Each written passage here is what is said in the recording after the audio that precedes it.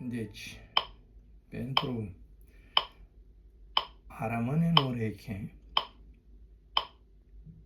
ați văzut,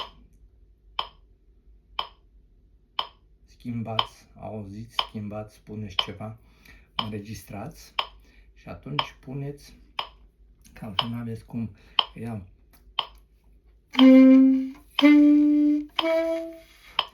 Deci una câte una sau notă lungă.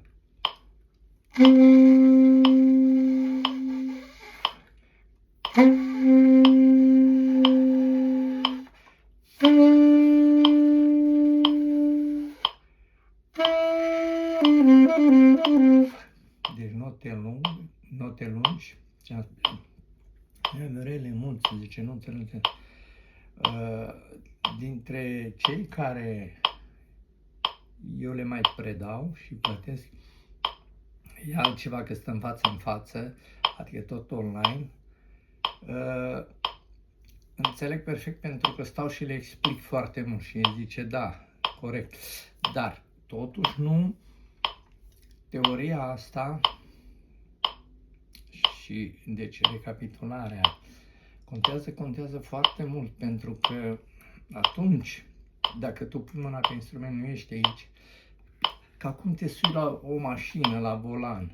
Te sui la volan, dar nu ești acolo, mașina poate să meargă singură.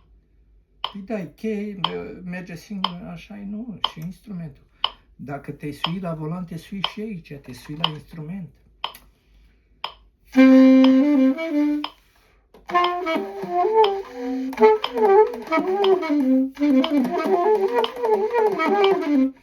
Deci, vedeți, faci repede atunci când știi, când ești bazat, când ți-a intrat în ureche, nu?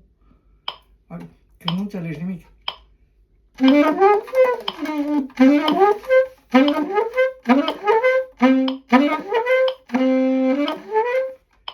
Nu e nimic.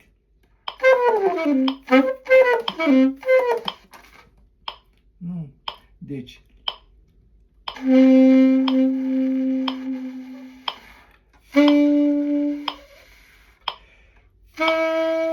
bine că tu trebuie să ții lung. Eu e vârsta să nu amețesc, să nu chestii. Eu îți explic ce trebuie să faci, pentru că dacă nota lungă îți formează și tonul, și urechea, și degetul. Dar când ai format tonul, poți să și spui chestia